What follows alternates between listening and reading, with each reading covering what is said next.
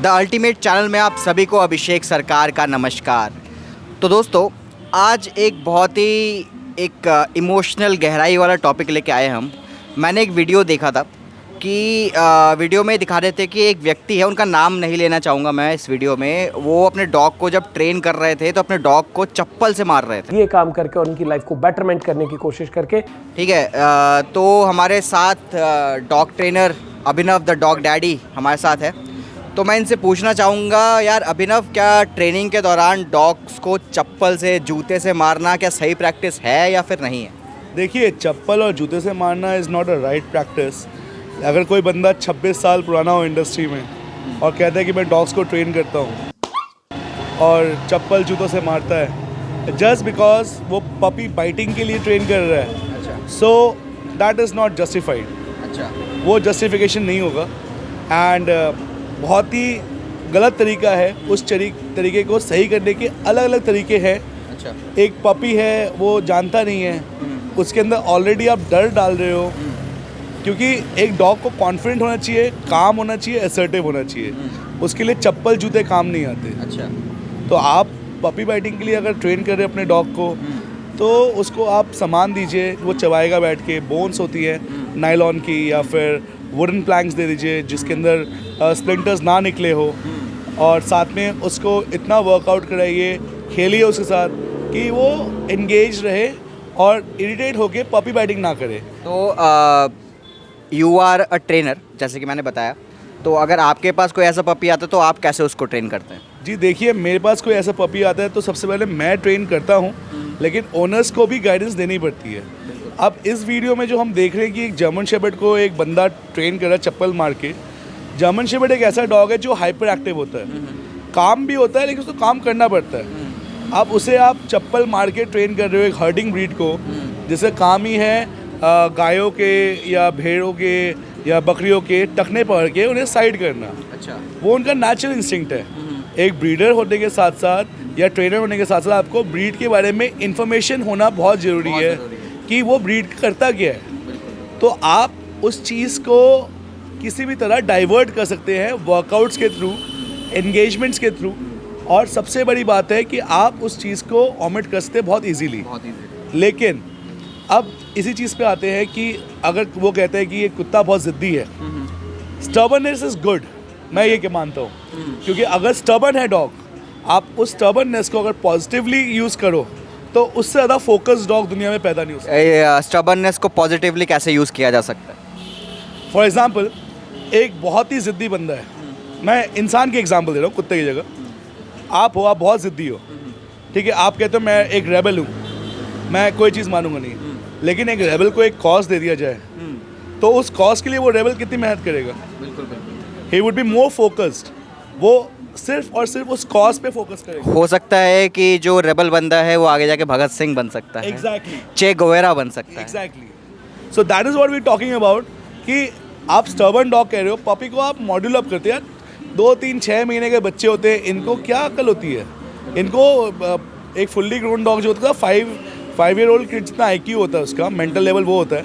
एक teenager dog को आप ऐसे मार रहे हो चप्पल से, उसका दांत टूट सकता है, उसकी नेक। जिन्होंने ये बनाया था वीडियो, वो ये बोल रहे थे कि यार कभी कभार हमें ऐसे हार्श मेजर्स भी यूज़ करने पड़ते हैं, चप्पल से मार सकते हैं, ये हार्श मेजर है, कभी कभार हम लोग यूज़ कर सकते हैं।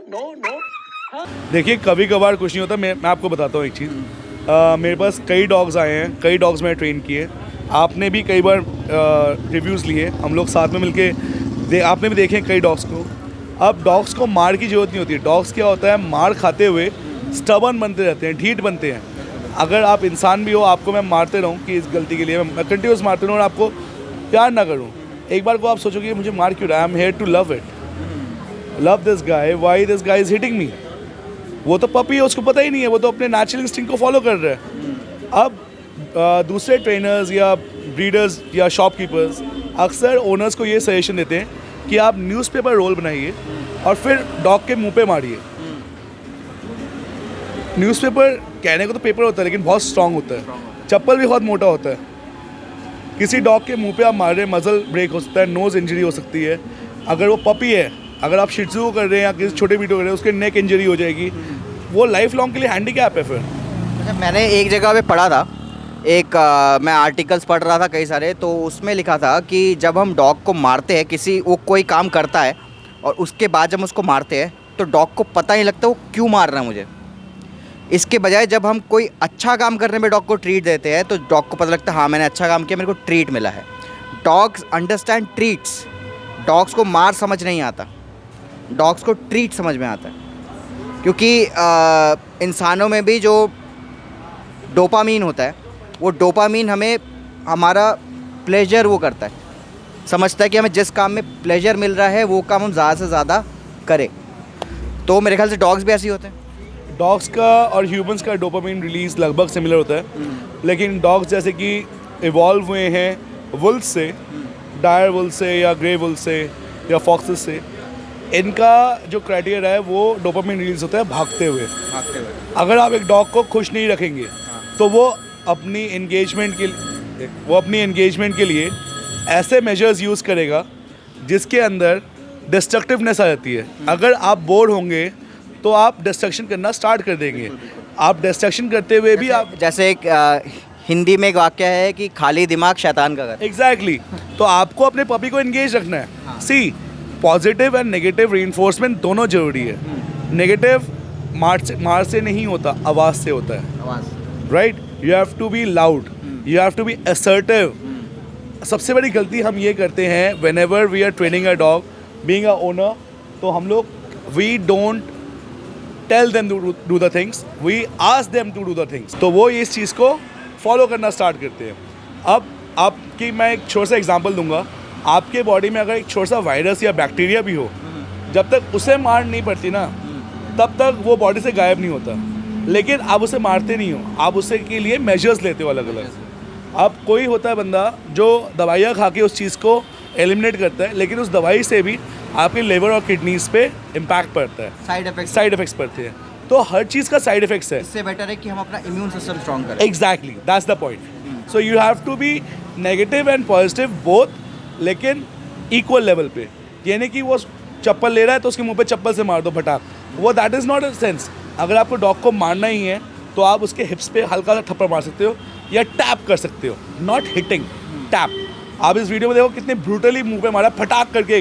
सो I am sorry being rude and हो सकता है कि आप लोगों को समझ में आ गया होगा कि अगर आपको अपने डॉग को सिखाना है तो उसको ट्रीट से सिखाइए, उसको खुश करके सिखाइए। उसने अगर कुछ अच्छा काम किया है तो उसको बोलिए कि तूने अच्छा काम किया है, ये फिर से करना है तुझे, ठीक है। अगर आपके डॉग कहीं पॉटी कर रहा है तो आप उसको मार रहे हो तो डॉग को समझ नहीं आ रहा भाई मेरे को क्यों मारा गया है उसको। पर अगर वो कहीं पे पॉटी नहीं करता, आपकी बात सुनता है, आपकी बात सुन के पॉटी नहीं करता, तो उसको उस समय ट्रीट दो कि तूने अच्छा किया है या पे तूने कुछ नहीं किया, ठीक है। डॉग को ये चीज़ें ज़्यादा इम्पैक्ट करती है, समझ में आता है। तो और ऐसे इम्पैक्टफुल और नॉलेजेबल वीडियोस देखने के लिए डॉग्स के बारे में हमारे चैनल को जल्दी से आप सब्सक्राइब कर लीजिए।